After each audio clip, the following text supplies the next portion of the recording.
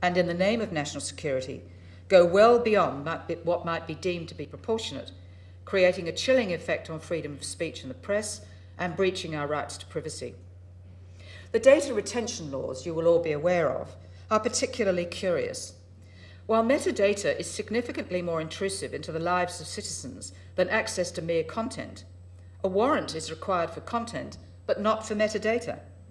As metadata will be collected in respect of many of the 23 million Australians, but those involved in terrorism are very few, it might be said that the Act employs a sledgehammer to crack a nut.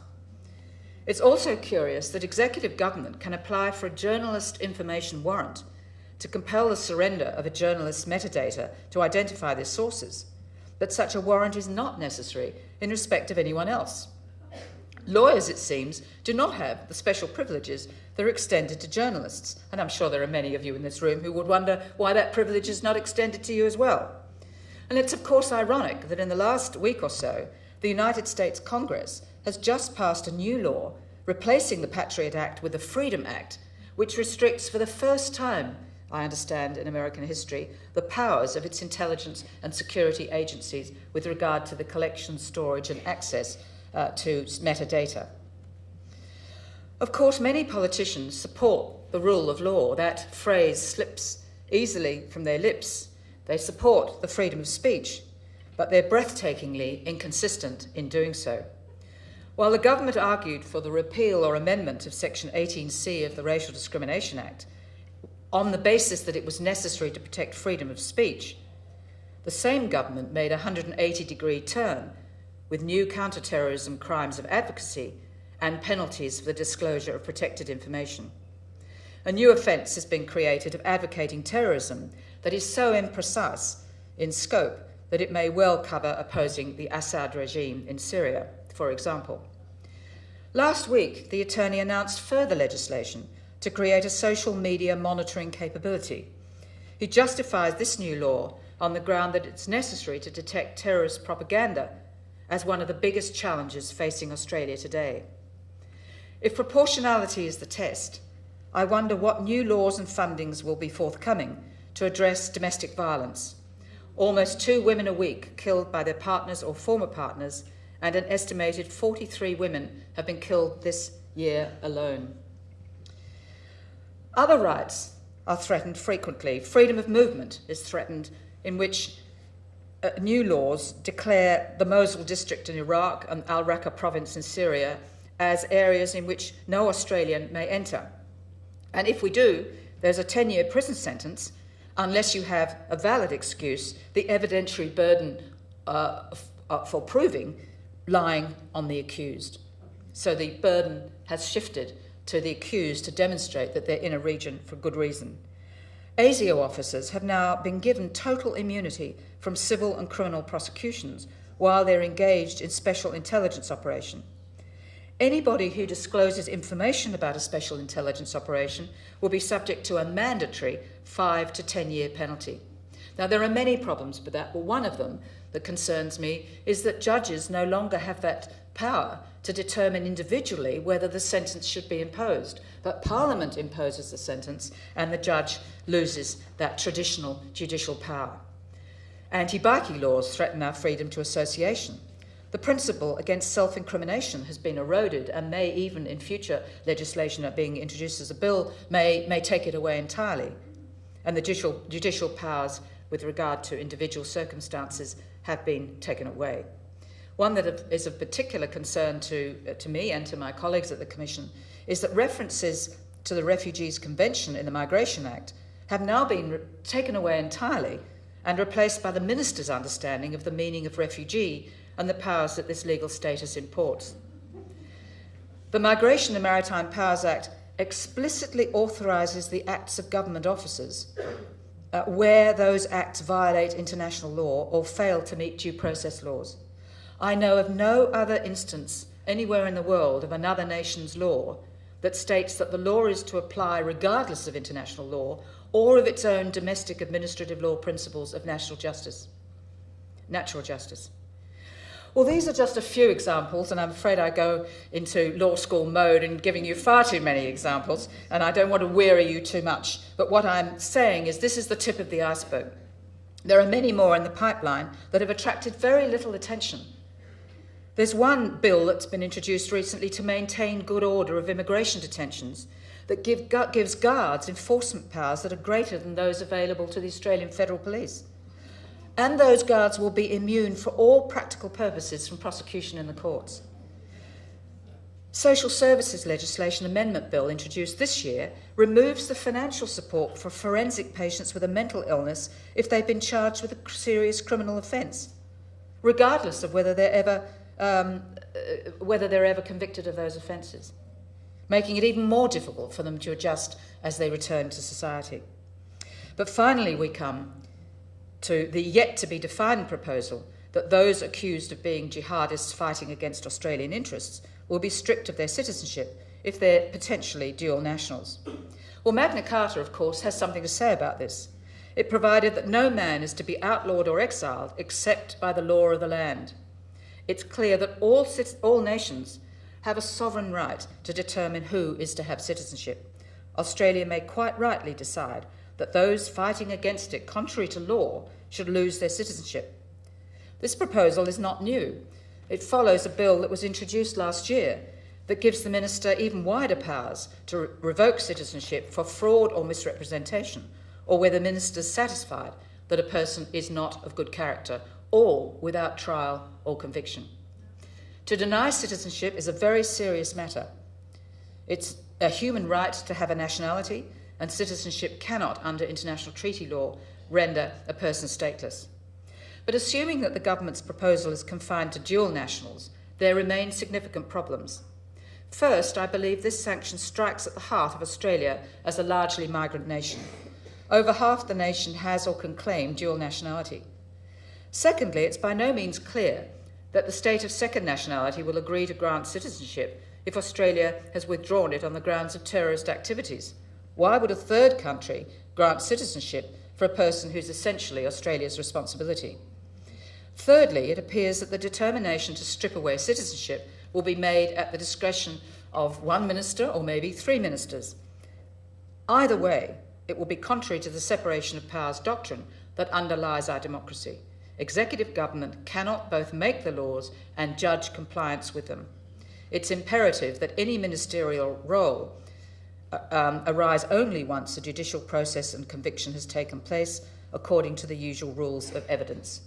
Possibly a middle ground could be found for a temporary restraint on some citizenship rights pending a proper judicial determination. But for the moment, it seems the debate is between the subjective satisfaction of a minister versus an evidence-based determination of a judge. Each of these examples of the willingness of Parliament to pass laws that breach democratic freedoms, taken individually, might be justified on the grounds of necessity and proportionality. But viewed together, I believe they are more than the sum of their parts. They suggest an overreach of power, or as Senator Cory Bernardi calls it, power creep.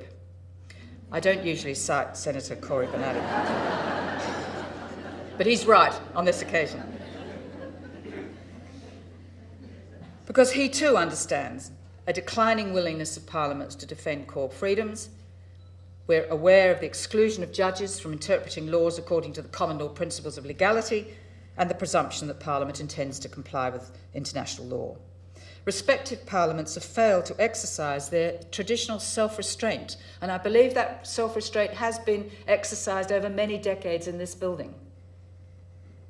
But unfortunately, the volume of laws that currently infringe our freedoms, estimated by Professor George Williams to be over 350 laws currently on the books, introduced for the most part since 9/11, suggests prioritising government power has become a routine part of the legislative process. As he observes, the enactment of anti-democratic laws has become so accepted that they elicit little community or media responses. I believe that parliamentary restraint is especially important in Australia, where we have an exceptionalist approach to the protection of human rights. Australia has been a good international citizen for the most part, playing an active role in negotiating the human rights treaties that form part of the international regime. However, as I've said earlier, these treaties do not apply in Australia because they have not been introduced into our domestic law by Parliament.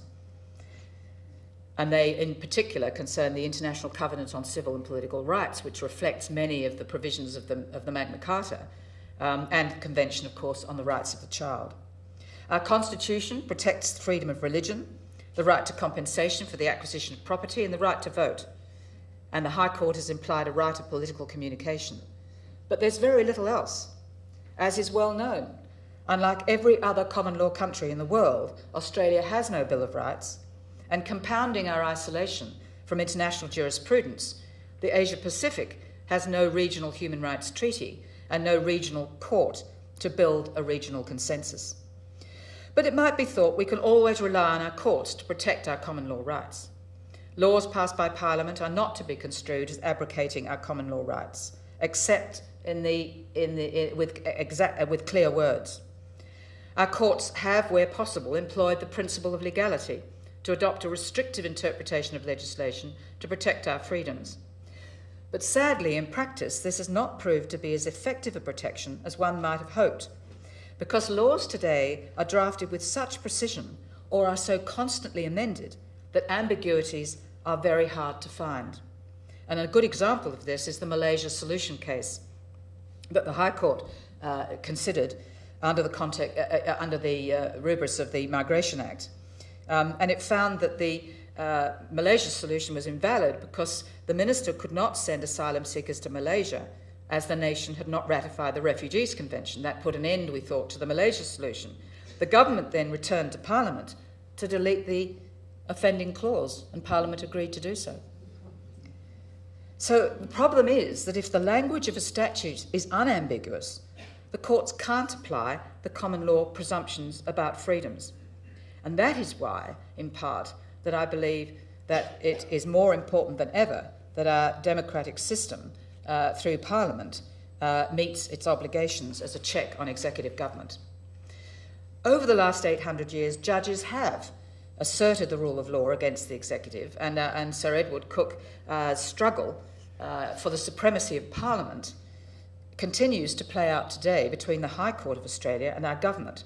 Time and again, the High Court has limited executive discretion by reference to statutory principles, but time and again the government is successful in asking Parliament to tighten up legislation to permit what was hitherto illegal. But there are two recent and very encouraging decisions of the High Court. One, late last year, was Plaintiff S4. The High Court decided unanimously that the executive discretion to detain was limited to two purposes: deportation or a decision to allow the plaintiff to apply for a visa. The court qualified the power to detain, finding that the Migration Act does not authorise the detention of a refugee or asylum seeker at the unconstrained discretion of the minister. It found that an alien is not an outlaw and that the minister must make a decision one way or the other as soon as is practicable. This didn't get much publicity at the time, but it's actually a vitally important decision of our High Court, unanimously, as I say, because it means that the minister cannot sit on these matters, leaving people to rest in detention for many years. But the second decision is in some ways even more astonishing, because our Chief Justice issued a writ of mandamus against the Minister for Immigration, a very rare phenomenon under Australian law. The Minister, in effect, did not comply with that writ of mandamus, and it went back to the High Court of Australia, which then decided, unanimously again, to order the Minister to comply with a writ of mandamus, and that meant that the Minister had to decide either to grant a visa to someone who'd already been determined to be a refugee but had been held in closed detention for 3 years, or to deport him. So we have an extraordinary precedent in which our courts will stand up. But the point that has to be remembered is that the court can only do what is allowed within the terms of the Migration Act. But the court will do what it can when it can.